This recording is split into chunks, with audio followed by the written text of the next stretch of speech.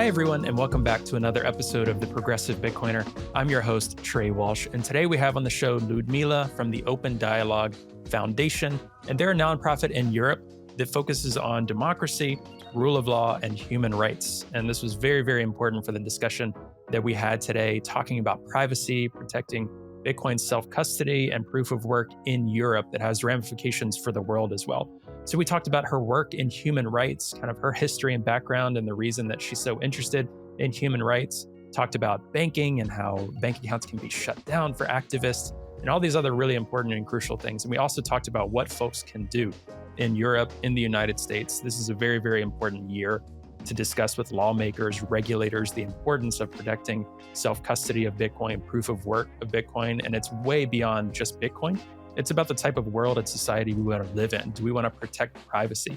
Do we want to protect people's ability to raise and fundraise across borders and things like that Bitcoin promotes as a tool for these types of things? So this is really, really, really important work. And it also can feel a bit overwhelming at times in terms of what to do. Lyudmyla has great suggestions and advice for that. So really, really hope you all enjoyed this episode and dig into it and share it with others as well who are really concerned about human rights around the world. Like I said, it's beyond Bitcoin. This is a human rights conversation, and Bitcoin is a tool unlocking just huge, huge potential for human rights. So thank you so much, Lyudmyla, for coming on the show. And all of the links for the Open Dialogue Foundation and ways to get in touch with her are going to be in the show notes, as well as a Geyser Fund to support and promote their work. They need funding, everyone. They need funding to meet with legislators to cover expenses to support their nonprofit. So please, if you care about these things in this episode that we discussed, please consider donating and supporting them.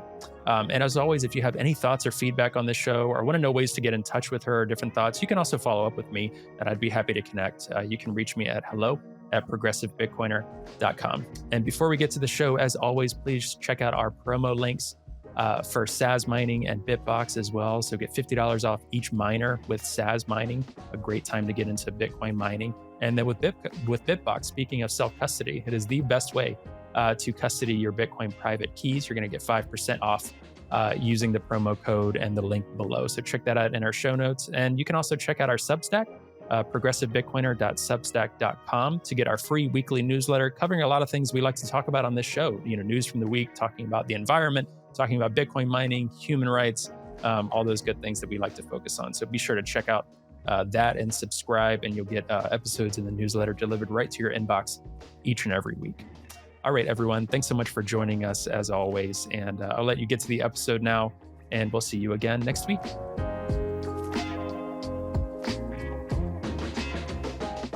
Hi, Lyudmyla, and thanks for coming to our podcast for the Progressive Bitcoiner. How are you? I'm fine. Thank you so much, Trey, for inviting me. And thank you, everyone who is joining us to listen to this podcast. Absolutely. And I know you're fresh from Madeira as well, the conference there. So I want to ask, how was that for you? How was being in Madeira? I know a lot of people listening, saw the conference did a great job updating people that unfortunately couldn't be there. But it seemed like it was such a great time.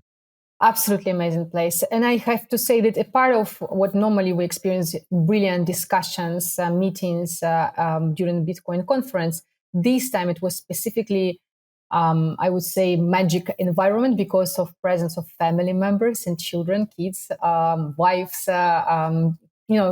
kid corner, family corner, young Bitcoiners, where they see that they're not kind of, strangers, but actually they have a lot of common things and they can interact, exchange experience, build future. So I think it was absolutely amazing experience. And of course, nature is just something incredible. It's unbelievable views. I was so jealous seeing everyone there. It seemed like such a great conference, but I'm glad you had such a good time out there. Before we jump into the conversation, I was just telling you, I feel like your name and the Open Dialogue Foundation and your work fighting for Bitcoin rights, human rights throughout Europe and Eastern Europe is getting the recognition it really deserves at this point and the support. But for those that don't know about you listening, do you want to give a little background to yourself and the work that you do? Absolutely, of course. First of all, I think we're quite anyway a small organization. Of course, we're working over 15 years in the field of human rights. And I was one of those who initiated this organization. It was always my dream to protect, help those who actually fighting for democracy, for their rights.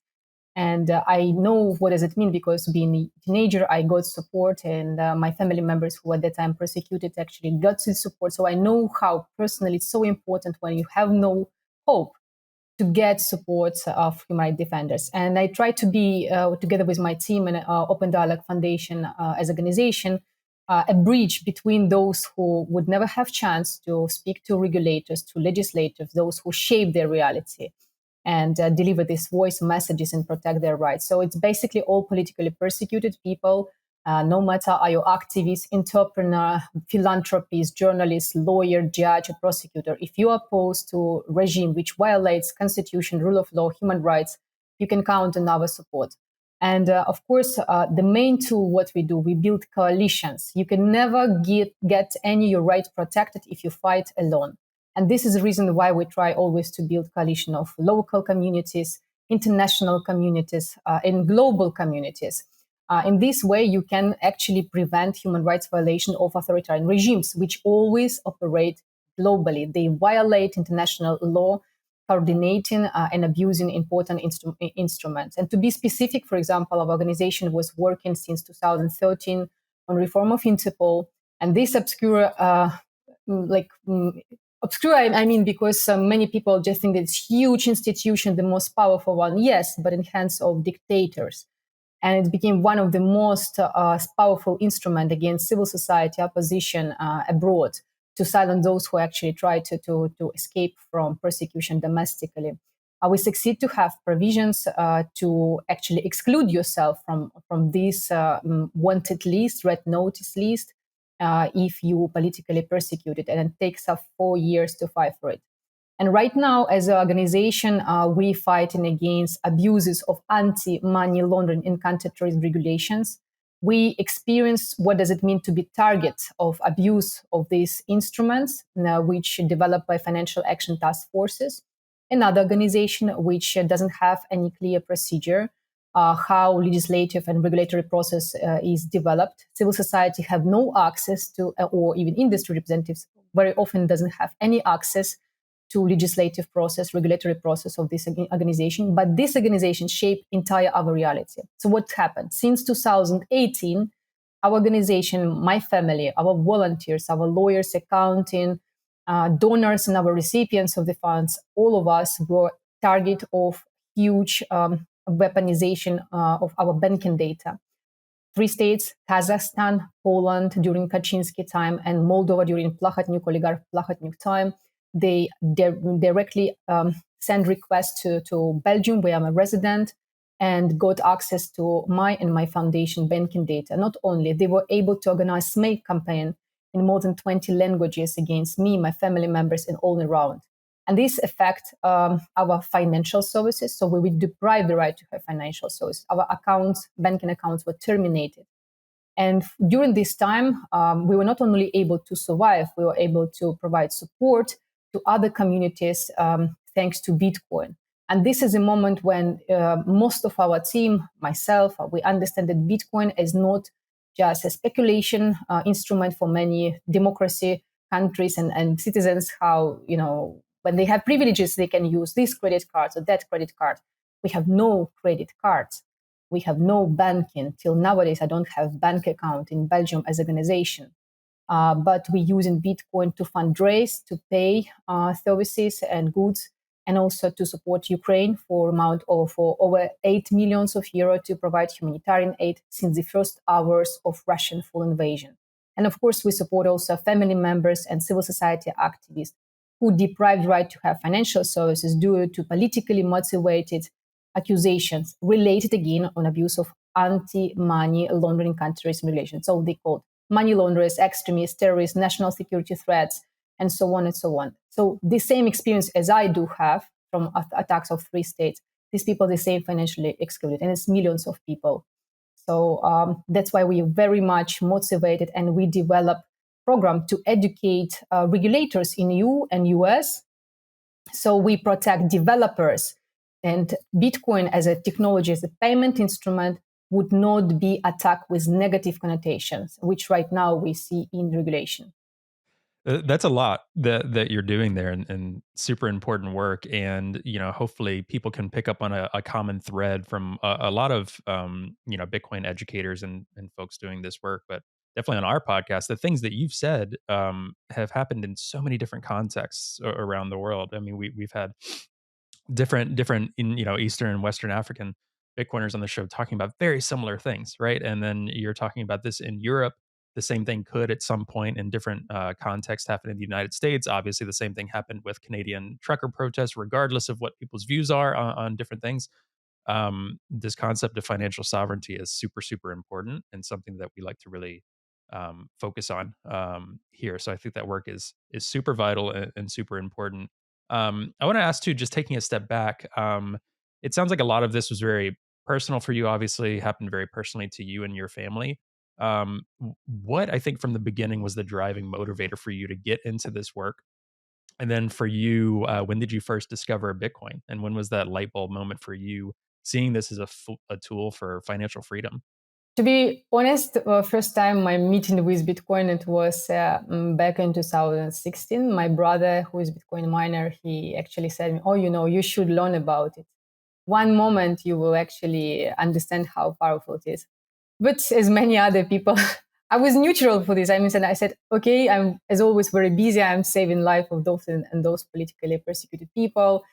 Ukraine was at the crisis at that time, so I said, okay, maybe I will learn it later. I said, okay, there's going to be a day when you understand it fully, but please at least follow this instrument. I said, okay. So I started to learn it, but not using. I didn't need it at that time, for example, I need it right now, or actually since free authoritarian regime started to weaponize my banking data, and it's basically happened to me the next year in 2017. And it's the reason why it's happened because we invited, as organization, opposition from Moldova, civil society, judges, lawyers, entrepreneurs, philanthropists, those who became victims of political persecution, to European Parliament, European Commissions, and we asked European Union to put conditions on money from the EU to Moldova, including the names of those who are politically persecuted. And European Commission, together with other EU institutions, supported this call. So all money flowing from the EU, and not only EU, US also supported us, International Monetary Fund. They all put conditions that Moldova will get money for different kind of projects only if they release political prisoners and they will comply to rule of law and human rights. And this makes furious local oligarchs who can completely control the government, law enforcement, and parliament at that time, Vladimir Plakhatnyuk, and his, of course, entourage. So he announced me a threat to national security, organized a criminal, politically motivated case against me, organization, and all people whom I invited to European Parliament. A few weeks after, basically those conditions were imposed and money were frozen for Moldova on the condition of human rights, and he has to release political prisoners, but he never stopped to prosecute me until he basically lost the power in 2009. In parallel, at the same very moment, with Moldova, Poland was attacking me for the same very reason, because I was a voice for judges and prosecutors, journalists, lawyers, entrepreneurs, those who are arbitrarily detained or those who are politically persecuted, removed from their positions, those who refuse to give their business for free for the government under political pressure. And I invited them to different European institutions, and we started to actually expose how Polish government, Law and Justice Party violate human rights. And for this reason, because I'm Ukrainian, Polish government announced me as a threat to national security in Poland with no actually ground. They just classified the case and announced me way more dangerous than any existed terrorist. And this was the reason why I was deported for 3 weeks from EU to Ukraine until President Macron, President of Germany, Parliament of Germany, European Parliament, many other institutions announced me, while be a threat to national security in Poland, national interest in their country. And this is how I got protection in Belgium and residence in Belgium. And I was able to, and I am able to continue my work. And Kazakhstan, the next country who was joining this at 2017, 2018, It was Kazakhstan because we exposed political killings, mass abuse of anti-extremist and terrorist law against opposition, civil society. Whenever you post on Facebook, criticizing the government, you announced to be extremist. And this leads you to financial exclusion, basically deprivation right to have any kind of work, social services, nothing. You just like in concentration camp without being in prison. It's from one side. From other side, if you are active human rights defender, if you're active oppositioner, then you jailed for 17 years, tortured, or your children can be politically killed. And we exposed these gross human rights violations, and European Parliament adopted our recommendations at that time. And again, it's provoked that Kazakhstan started to prosecute me. But Kazakhstan has less leverage, so they use as a proxy countries, for example, to get our banking data, Poland and Moldova at that time. Kazakhstan started to organize huge smear campaign, and they are one of the most sophisticated country. For example, if they want to block bank account or fundraising campaign of activists or human rights defenders, it takes them 3 to 5 minutes. Imagine speed, how they able to block your bank account. And this is also the reason why it's so important, why we teach, for example, activists in Kazakhstan to use Bitcoin, especially peer-to-peer transactions, safe privacy instruments like mixers, because otherwise you would not be able to survive. This government is one of the most sophisticated, getting Chinese-style, Turkish-style surveillance mechanism to prosecute and silence dissidents and activists inside the country. So with all of these, imagine all of the three countries were able to get my banking data. They were not able to stop my human rights activity because of all political support I got in European Union. But at the same time, with all of this political support, I was not able to protect my banking data. And you know what is it, banking data? Banking data is your everyday life. Whenever you go to the doctor, what you buy, and where you actually moving, who is supporting you, who is getting funds from you, and even worse with it when it's human rights organization like Open Dialogue Foundation. So all of our donors and all of our recipients of the funds became a victim and targets of smear campaign, of attack, physical attack, political persecution. Both in Moldova and Kazakhstan, people were arrested once authorities of those countries under Plahotniuc and Nazarbayev's regime got our financial data. Activists who worked with us for many years exposing human rights violation, they were jailed.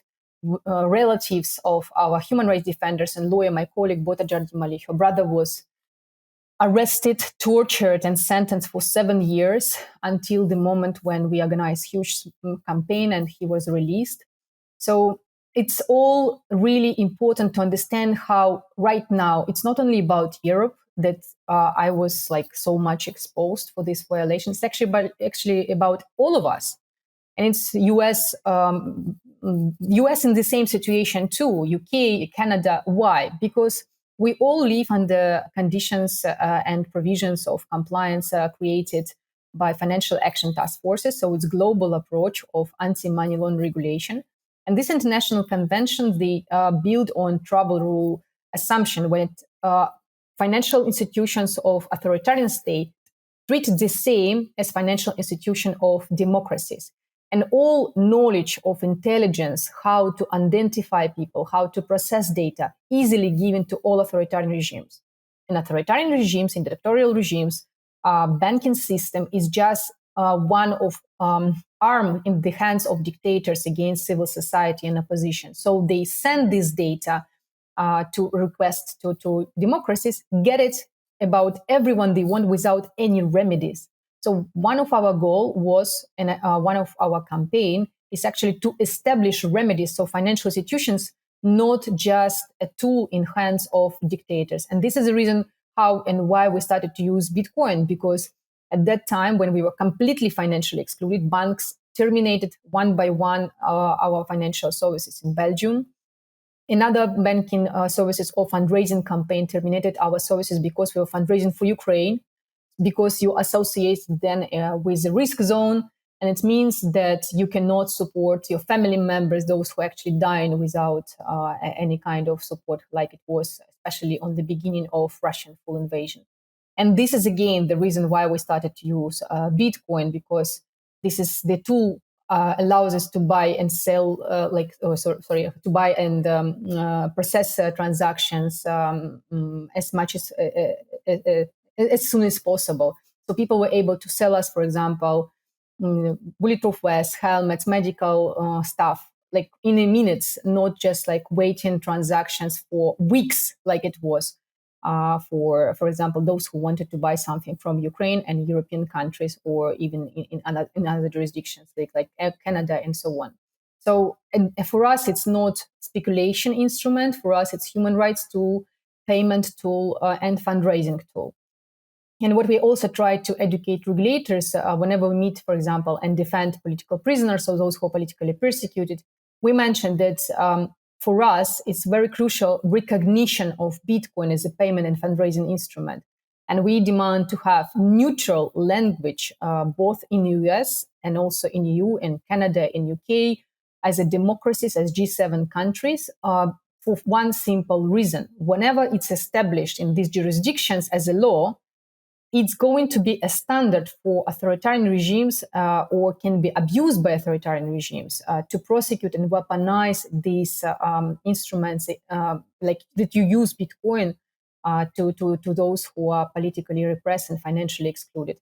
And then we as human rights defenders cannot defend these people if democracies and authoritarian regimes act coordinatively and label Bitcoin, for example, with illicit activity tools, bad for environment, bad for energy security, right? And activists who are using it, they're going to be victims of this persecution. Developers are going to be a target of this, weaponization of language of regulation from the side of authoritarian regime. So all of these important aspects, and this is why we believe that it's so important not to ignore negative language against Bitcoin, but we need to combat these false narratives, and we need to protect our basic human rights. The only freedom tool right now we have, it's privacy tools, payment and fundraising, everything built on Bitcoin and peer-to-peer transactions, because we cannot use, for example, exchanges.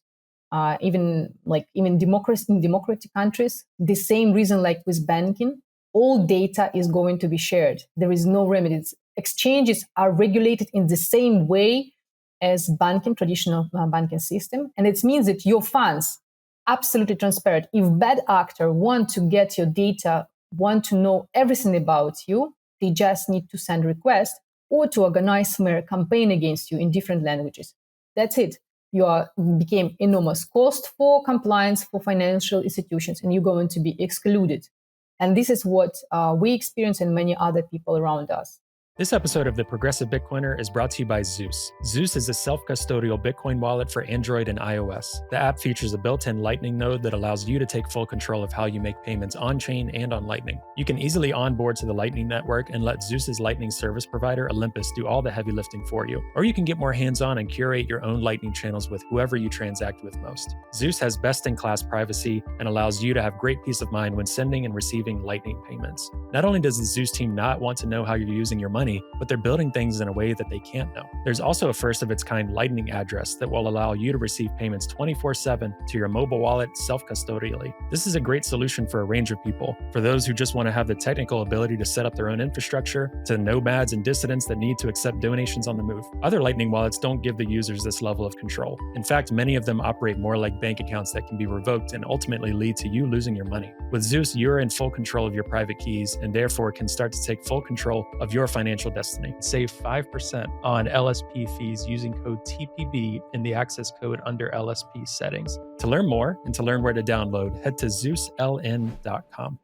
I think more people need to be reminded of this. Like if you approach, let's say from a regulatory landscape, Bitcoin as a fundraising tool for human rights, for payments, all of this, because I think a lot of people, maybe regulators, let's say some that are actually okay with Bitcoin or more in favor, I want to protect it as like an asset or an ETF or things like this in the US. Well, if you try to protect Bitcoin regulatory wise as payments, as fundraising, the other stuff will be protected as well. Like if you want to have it as a store of value, fine. If you want to have it in your portfolio, fine. All of these things.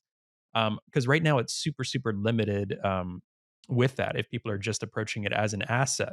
and not these other tools, those won't necessarily be protected or viewed in the same way. And I think that's a very good point, and one that I want to echo and focus on is, if democracies are sending a message about Bitcoin in this way, that it's for, like you said, illicit activity, in these other points, well, these totalitarian regimes are going to use that and weaponize it, and we've already seen that everywhere around the world in terms of amplifying that. So that ripple effect that I was discussing with you right before the podcast, is huge and cannot be dismissed. And I think that's what frustrates me so much when politicians or regulators, kind of passively talk about it in this way.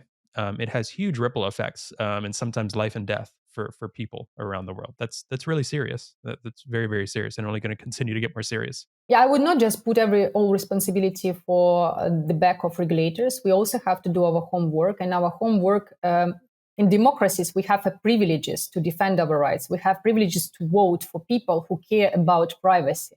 In democracies, we have procedures which gave us rights to be a part of discussion. And if we excluded from this discussion, we can protest, we can actually raise voice, we can coordinate our campaign and actually expose it. For example, I really applaud for Rights Marathon and many other guys who actually defend proof of work, not just complaining in Twitter, but they do it with the active actions in the court, in meeting regulators, explaining, because regulators at the end of the day is the same like legislators, they are people, and they follow narratives. We live in the world of narratives. And unfortunately, everything around Bitcoin, if we speak about big media, it's false narratives. And who is going to correct this narrative if not us? We have to be proactive. Otherwise, if you don't defend your rights, you lose it. So I think people and communities, especially Bitcoin communities in US, doing quite good job. They're active, and I really applaud this. This is my dream, to have the same active community in European Union. In European Union, for the moment, I don't see that much active representation. There are only us as human rights activists who are afraid to lose Bitcoin as a payment and human rights and crowdfunding tool. And Bitcoiners basically prefer to stay, maybe say, oh, guys, you're doing important work, but actually not do much from their side. And this is, I would say, very much concerning. Maybe someone will feel offended, but as human rights defender with 15 years experience, I know the price all of us paying just to refuse to exercise your privileges of human rights, defending when you live in democracy. We should be active. People are dying in authoritarian regimes to be able to vote, to be able to be elected, to actually defend your rights in a court or somewhere. And in democracy, we feel everything given for granted. No, it's granted for you and for us because our grandfathers, they fight it for it. They pay their huge price. Some of them paid their life to actually, for us, live in a comfortable world. And we should not abandon it. We should not give up. We should not follow these narratives and allow these narratives to basically destroy our democracies. And it's not abstract. It's something what we right now see in many countries, where this country was in peace and prosperity, and suddenly after it's destroyed and it's just basically almost ruins. So this is something what we have to remember. And I think if we have this also present gift from this sacrifice, I would say, from Satoshi Nakamoto, I'm pretty sure he was human rights fighter and financial freedom fighter. He gave us this tool. It shouldn't be abandoned. I know this narrative that Bitcoiners say that Bitcoin doesn't need you. It's true, but I need Bitcoin. And a lot of communities who doesn't have voice, we need Bitcoin. And that is why I'm going to defend both developers, for example, like Rafa Cordon, who developed simple proof mechanism to protect election results in Guatemala. And once the regime was unhappy with result because they were not able to actually make a fraud, electoral fraud, right? They wanted to go after both developers and judges who use this technology to protect election. So we protected both judges who were standing for correct the result of election, and also developers, because they are heart of this technology. And that's why it's so important that democracies, because democratic countries, both US and EU, they supported our call and they were protecting this election result.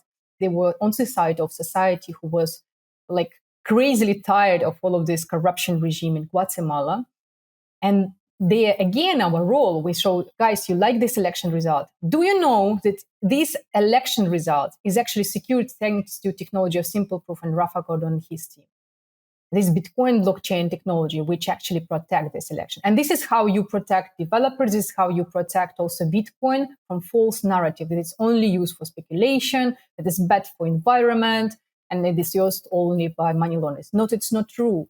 A lot of people who are excluded, those who doesn't have voice to speak in front of foreign communities, they're using it because they're financially excluded. And this is the only human rights tool we have. Yeah, absolutely. And I think whenever I talk with a human rights activist, you can feel your passion and fire. And I think frustration as well, in that we have all of these things that so many folks are taking for granted, and we have to fight every day for this to make sure that we utilize our voices and fight for this. One thing I wanted to ask you, and my hope is that, especially from this platform, I think a lot of our messages are pretty accessible for everyone, but especially those on the left, or those progressives, especially in the US, that hear a lot of the bad narratives about Bitcoin. That's one of the reasons we're here, is because we want to constantly combat and confront that in ways where these people can actually understand. Well, the one thing, it was kind of recent. We talk about Senator Elizabeth Warren a lot on this show. Sometimes get a little tired of that, but it's not just about her. It's about a lot of different politicians in the US and throughout Europe. But there was one video recently, I believe she might have been on CNBC, I can't remember exactly, in terms of the DAMLA law, the digital asset money laundering law that's been around, that's been kicking around in the US for about a year and a half, that really is going against self custody, and going against trying to make a lot of banking regulation for self custody of Bitcoin and mining and all sorts of things that would have really terrible effects. A backdoor ban is what a lot of people are calling it, and I would agree with that. She argued, saying, "Listen, I'm trying to work with the industry. We're trying to work with the industry here. We're not, they're not willing to work with us," type thing. What would your response be in terms of if a politician is proposing something like this? And I know the EU and many other places have their own versions of this, and as you said before, these G7 countries coming together, and they're seeing similarities. What would your response be in terms of laws that say, "Hey, we just want everyone to have the same rules that the banking industry has," or these other things, when it comes to something like Bitcoin? What is your response to people like that? Because I think a huge part of it is not understanding and education, but also these folks not caring to understand why this is different from banking laws, and should be different. What would your response be there? Yeah, I think it again depends whom we are talking to.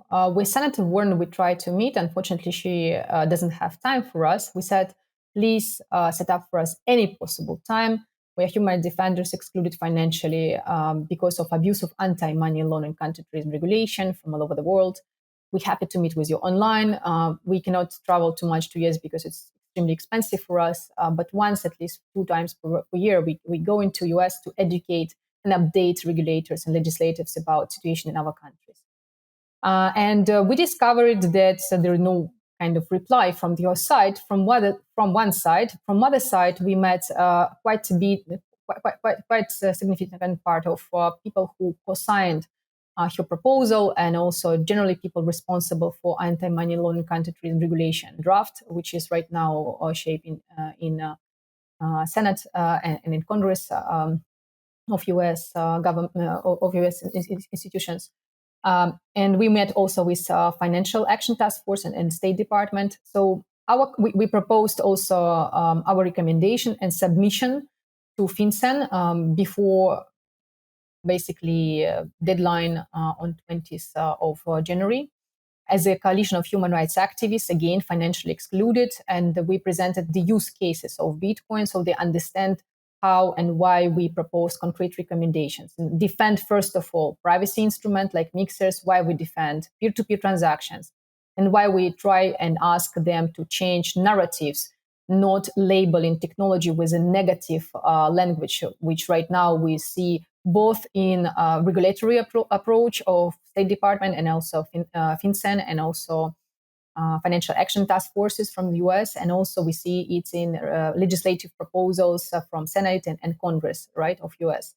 So for us, it's very important that language is neutral. It's important because US established the same, like European Union, so-called golden financial standard as a G7 country. And then it's going to be repeated and endorsed in many other countries, for example, in Ukraine, where I'm originally from, right? And Moldova and Georgia and many other countries.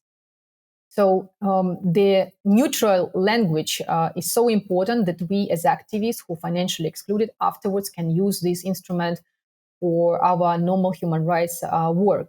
From other side, we of course understand that bad actors can use this instrument too, but this is why we have all law enforcement agencies, and they should not put their functions to financial institutions. It's where you don't have any kind of remedies, where you don't have, any kind of instruments to protect your financial and personal data. If we spend money as a taxpayers to financial institutions and law enforcement agencies to do surveillance against us, so there's obvious conflict of interest. So why we should have additionally all of these, special services if a bank is going just directly, or any kind of financial institution just directly do surveillance against you. It's kind of, for me, very questionable from the point of view of privacy, and also from the point of view how vulnerable our all gathering of financial data or any kind of data against abuse from the side of authoritarian regime, which can hack our database and actually abuse it. So I have a lot of questions to this. And we propose concrete recommendation explaining that we should have a space as a civil society.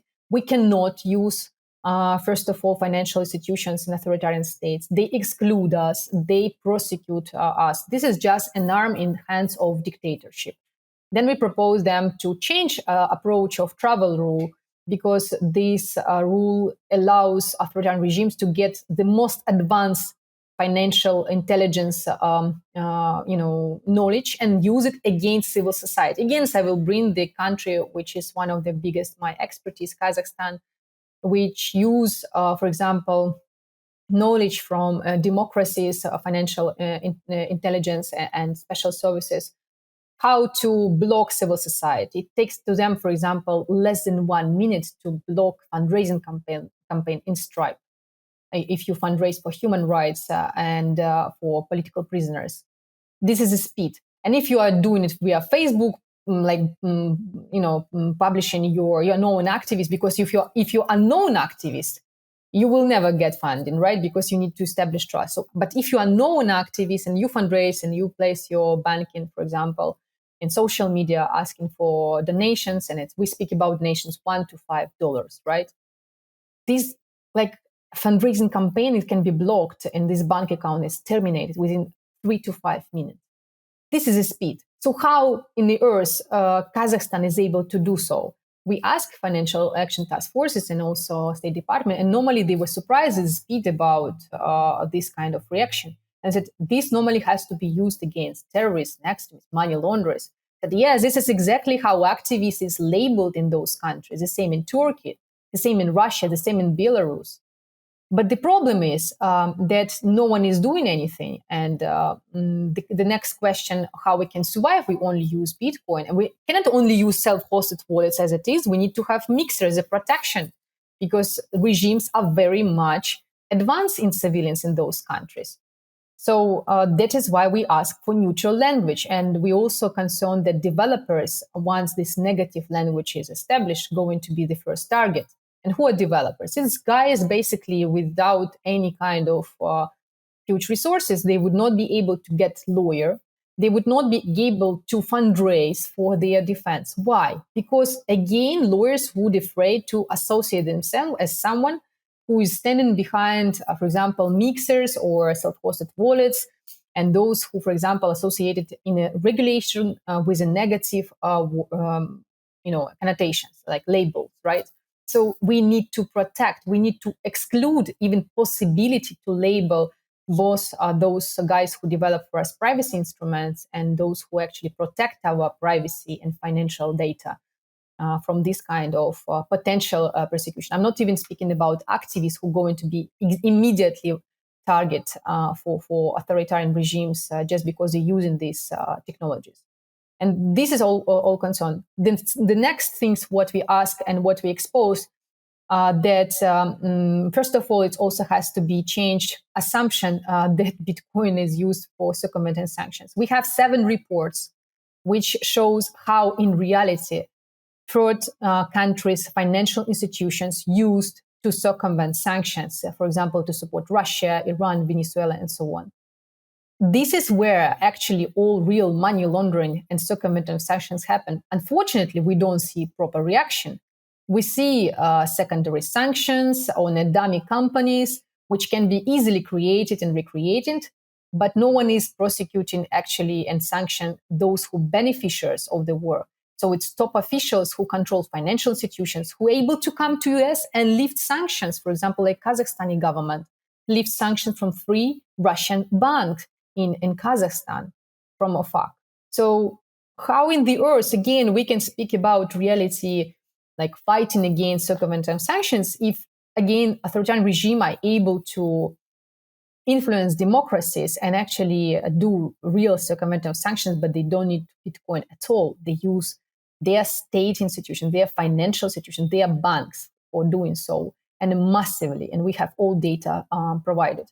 And of course, for us was the last and not the least important to include the case of simple proof and Bitcoin blockchain technology, how to protect elections in all of our countries. Elections in a huge actually risk of fraud. And we need to have clear instruments where observers can actually, verify process where basically cards for votes would not be fraud. And this is something what we advise for regulators and legislators to learn more, because in all of our countries and democracies right now, elections period, and we all exposed to abuse from the side of artificial intelligence mechanism and different kind of frauds from different actors. So this Bitcoin technology, which protects elections, should be embraced and actually promoted as much as possible. This is one of our powerful tool which we can use to protect us and our countries from foreign influence and so on. So this is our recommendations which we provided to State Department, and we want to do the same right now also in EU, because right now we got information that European Union, especially European Commission, use the same narrative like FinCEN, like Senator Warren, attacking self-hosted wallets, attacking peer-to-peer transactions, and basically making even more exposed financial data of vulnerable groups like activists, immigrants, human defenders, and so on.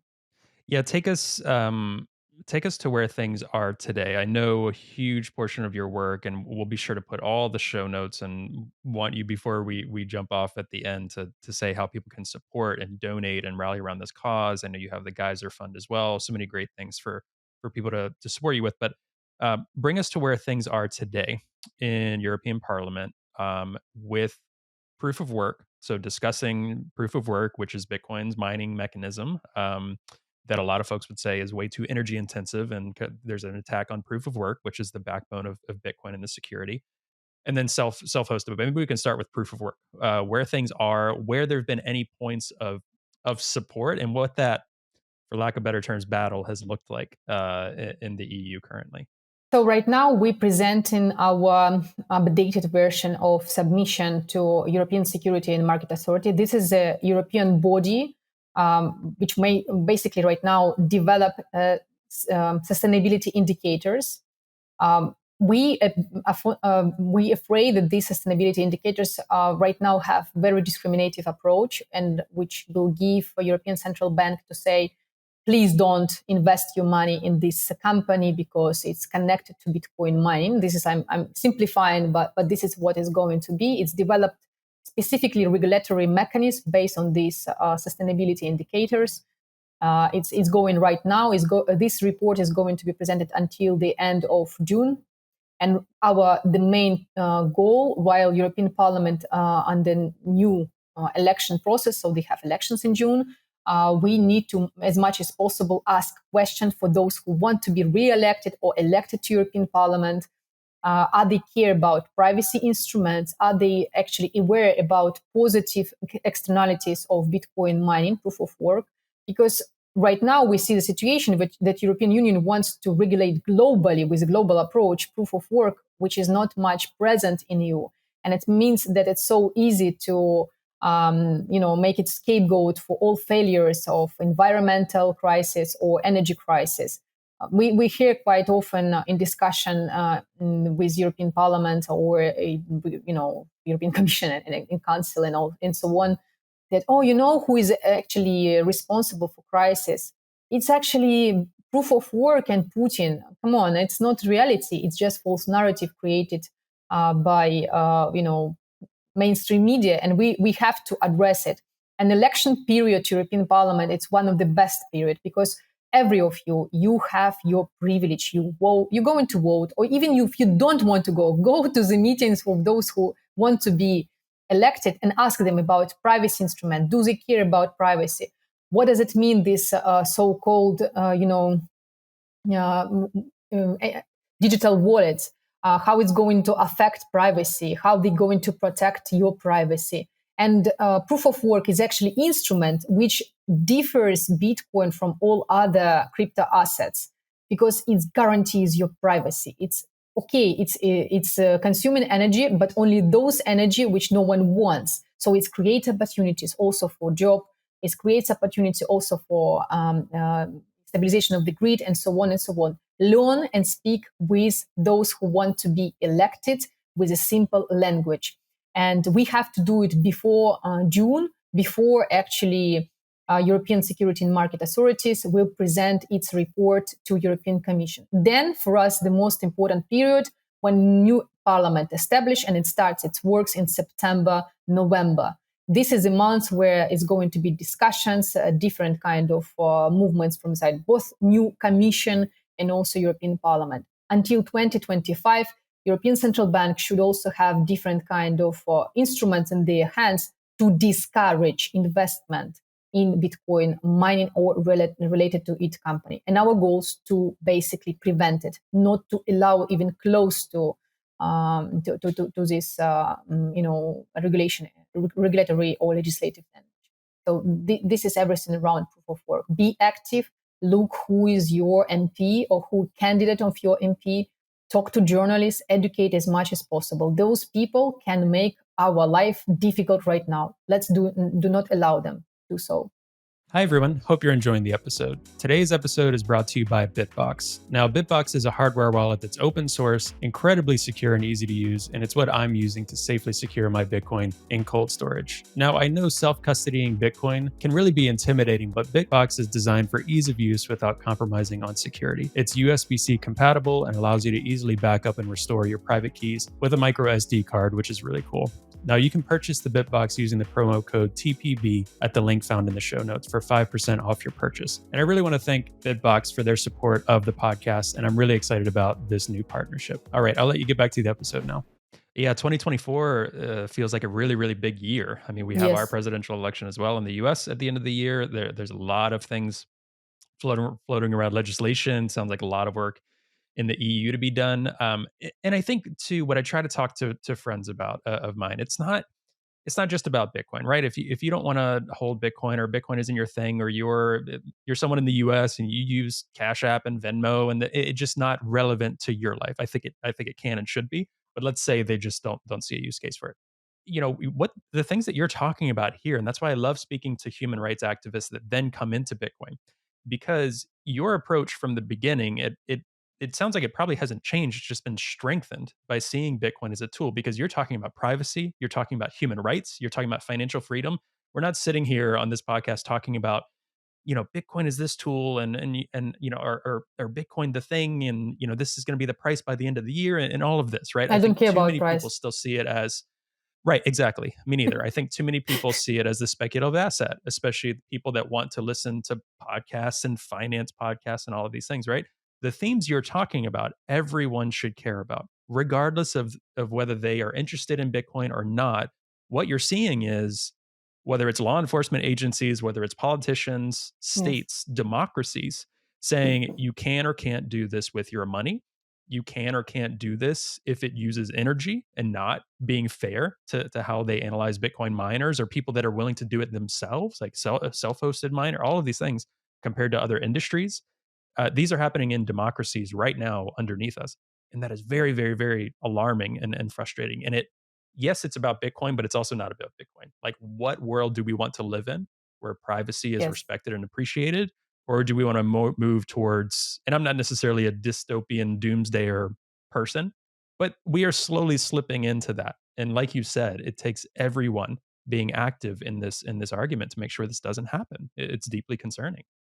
Yes, exactly. We live in a world where democracy is one step to be failed, honestly. And this is also because most of people are very comfortable and they think that everything is going to be as it is, or some of people even applaud for authoritarian regimes, thinking that everything can be fixed by one man, never living actually under these regimes, or living there with, for example, US or EU passport when you have protection of your government.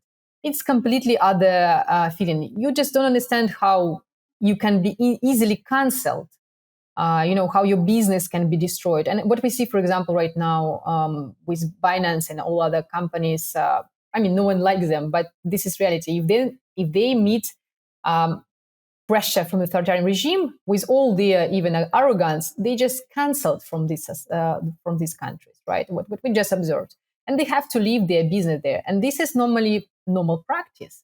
They don't care are you crypto assets business or what kind of your business. Whenever you are profitable, they will get your profit, and this is what happening normally. So your properties, your rights, constantly violated in authoritarian regime, and this is not something theoretical for me. I'm defending like hundreds of entrepreneurs, philanthropists in many countries, and I saw how really prominent business people were easily destroyed by just one phone call, or arbitrary arrest, or taking hostages their family members, friends, and so on.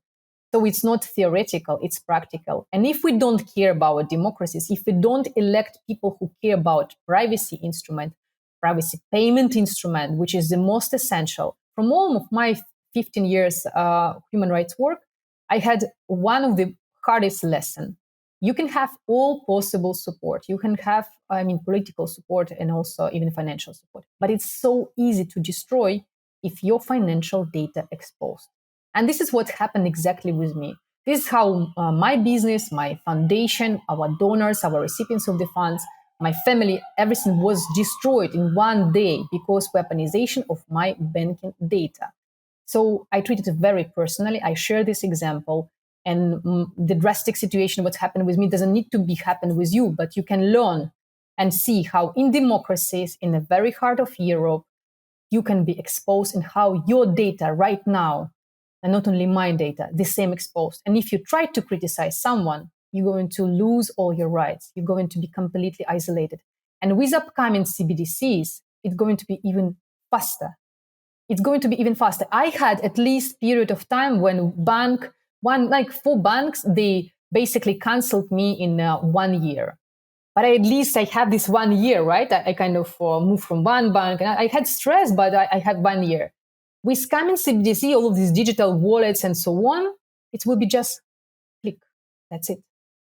So this is the reason why we should care, and we should elect people who care about privacy instrument, actually who defend our online rights. We live in a new era where war happens with new technologies, with our data. Our data is the main weapon for all authoritarian regimes.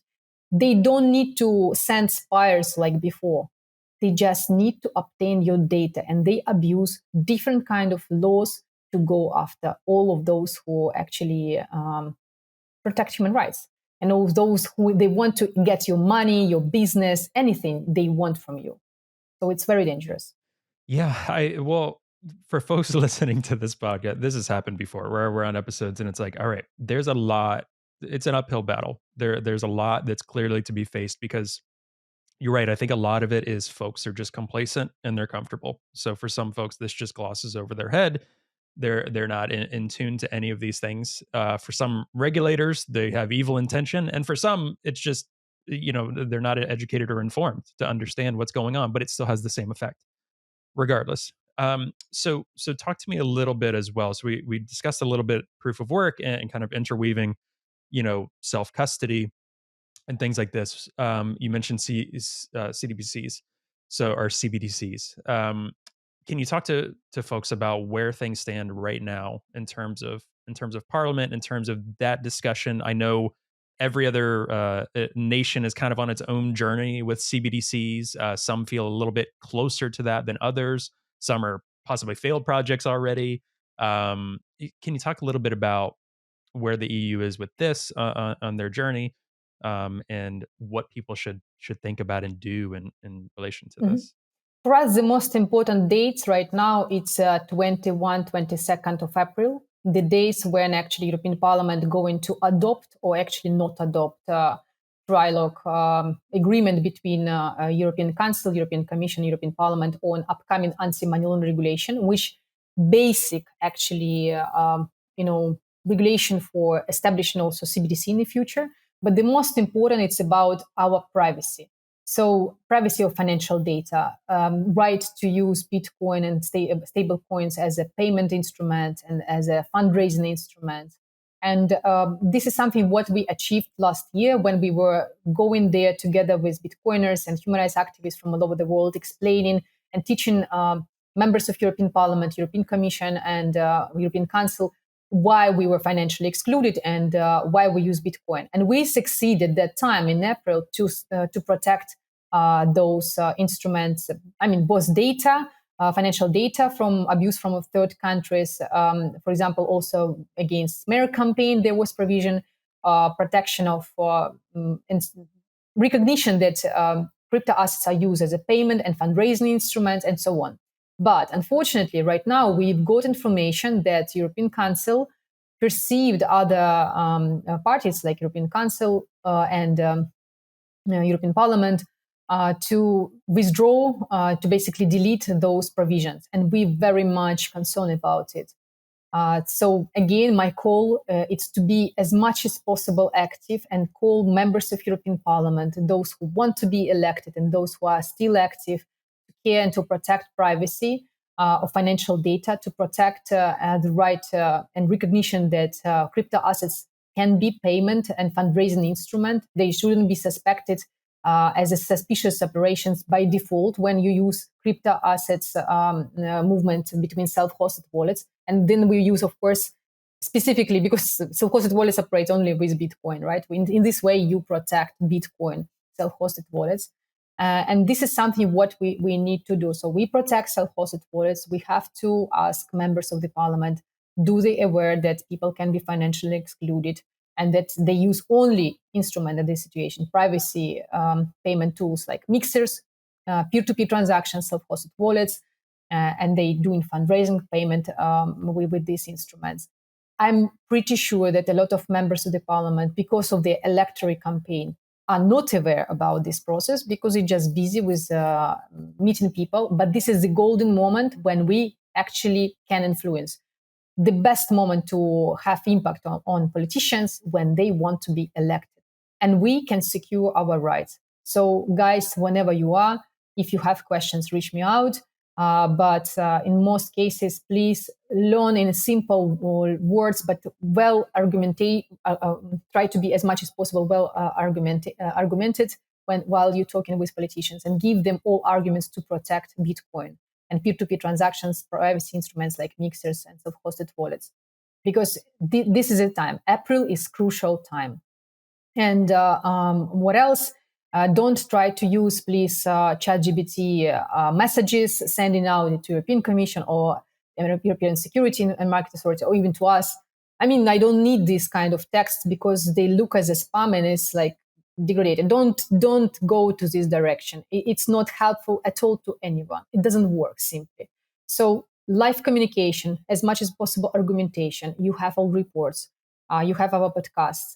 Please, this is what you can do and dedicate your time to protect your future, your children, your family members from abuse of banking data, crypto assets data, and protect your privacy instrument. Maybe you don't use right now Bitcoin as a payment instrument, but when CBDC is going to be, and is unfortunately going to be, the Bitcoin is going to be the only your instrument which guarantees you privacy and your human rights. Yeah, it's going to be, I view it more and more as it's going to be one of the few pieces of property, money, currency that you can even today say you own in a world where, and again, regardless of political ideologies, political party, where you're out on a spectrum or nations, this is kind of the world we're in. And I and you and many others would believe that being able to hold Bitcoin, being able to use privacy tools is a good thing for humanity. There'll be different local contexts and people are going to use it in different ways. But I think that's one thing that we would probably agree, and many, many others, that this is a good path for humanity to go toward, and something we should be pursuing that is really getting hard to imagine right now with these laws and regulations. But one other thing I wanted to make sure we focus on before we end the conversation is, turning the narrative. I think, a lot of the narrative has been turning and shifting a bit on environmental concerns with Bitcoin mining.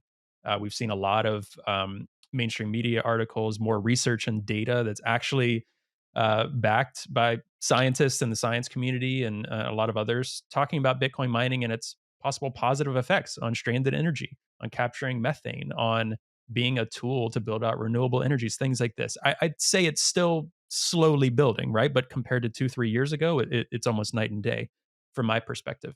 What is some of your advice and thoughts on how we can continue to shift the narrative on, yes, the environmental concerns of proof of work, but also these privacy enhancing tools and just Bitcoin in general? That, listen, Bitcoin isn't this tool that only criminals are using, and it's just this magic internet money that has no value or purpose. Why are we even doing this? How do we continue shifting this narrative that, like you said, these politicians and regulators are people and these narratives matter, and shifting that narrative matters? So, what is your approach to that, and kind of advice on how we can continue to shift the narrative as individuals and as communities and nations? So just the same way how we are voice and platform for those who are financially excluded or those who are politically persecuted in front of regulators, we try to be a platform and make as much as possible vocal voice of, for example, Bitcoin miners. When we have meetings and educate regulators and legislators why we use Bitcoin, what we want to be changed in regulations, specifically on, for example, anti-money laundering, counterterrorism regulation, or any kind of cybercrime, for example, also regulations, right? This is another very big topic where always Bitcoin is labeled with negative connotation, and we have to deal with and address this issue. We try to invite with us Bitcoin miners. And this situation when if you are miner, if you are beneficiary of Bitcoin mining, for example, you represent a community and you got electricity, you have now way more better environment to live in, that means that you need to approach us and help us to collect your testimonials, and we will help to shape it in a language useful for regulators and legislators. This is one approach.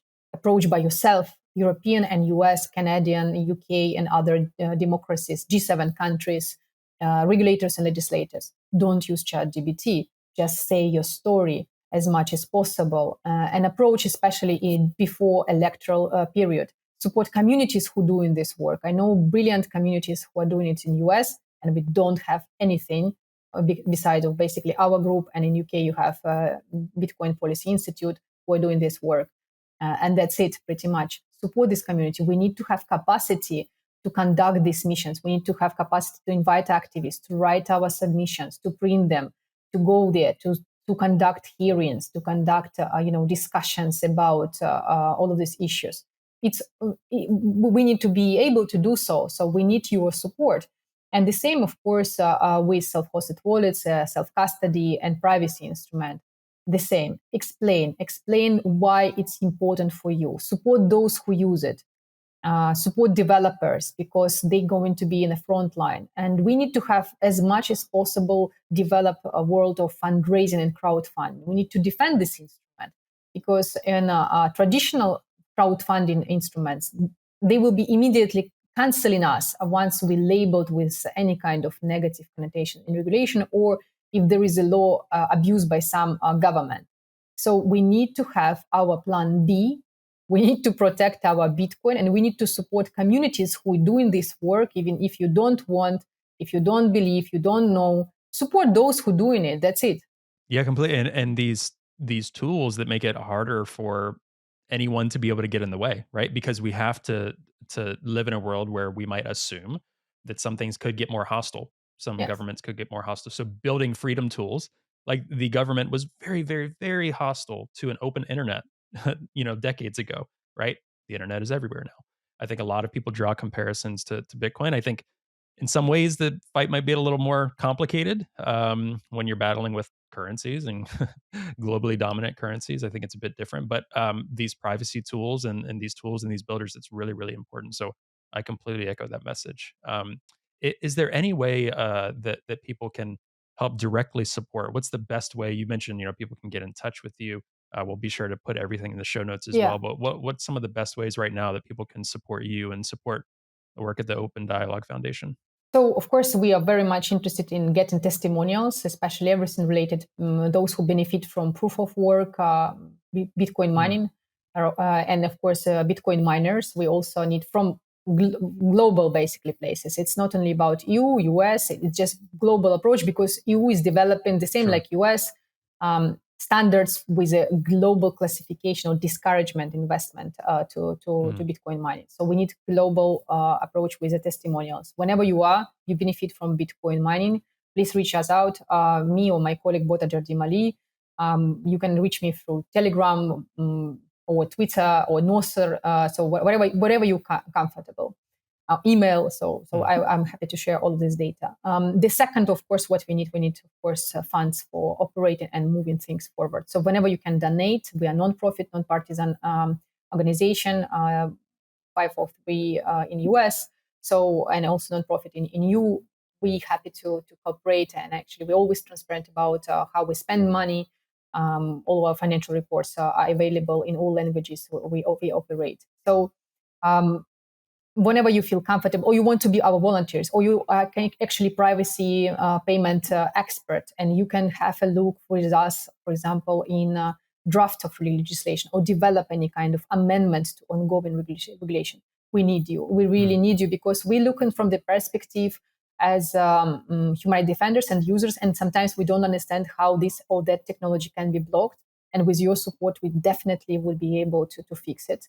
And the same with Bitcoin mining. If you know that this or that regulation is going to affect you and we didn't include it in our submission, reach us out and help us to understand and include it as a submission, joint submission.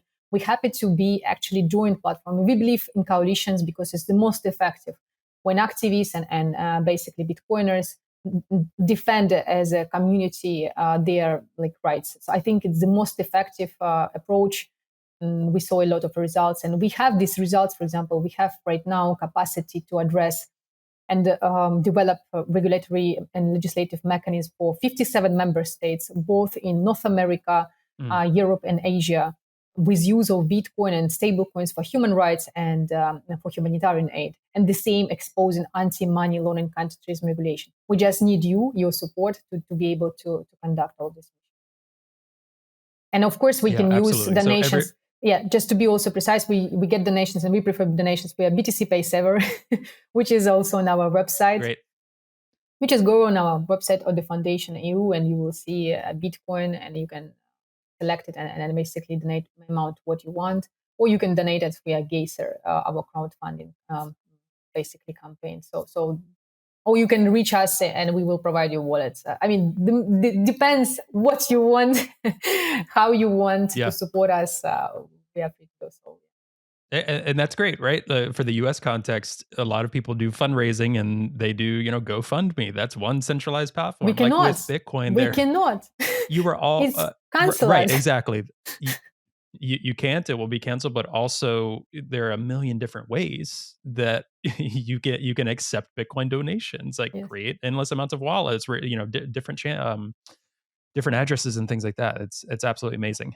So yes, everyone listening, please find ways to support. Think about this, if you're in Europe, definitely follow up, definitely see what you can do in these contexts. I think it's super, super important, but wherever you are, think about this in your local context. Think about your local communities. Think about the ways you talk about Bitcoin and these types of things with privacy and why it's important with family and friends. Get in touch with your lawmakers in ways that aren't chat GBT motivated, like you were mentioning. I think that's super, super important. Connect this to human stories, connect this to stories, because it's going to take everyone, right? For those that say, okay, Bitcoin doesn't need us. Yes and no. I think the world we want to see, though, needs us. And exactly. I think that's really, really important. Exactly. So Lyudmyla, thank you so much for coming on the show. Trey. It was a pleasure meeting you and talking with you. I think your passion comes through. I hope people can see that and feel it. I definitely can. I look forward to keeping in touch. I'm sure I've got a lot of ideas I can bounce off of you, and some thoughts on all of this, and be happy to support you in any way that we can. But thank you so much for coming on the show. Thank you so much, Trey, and everyone who is listening and was with us. Thank you so much, guys.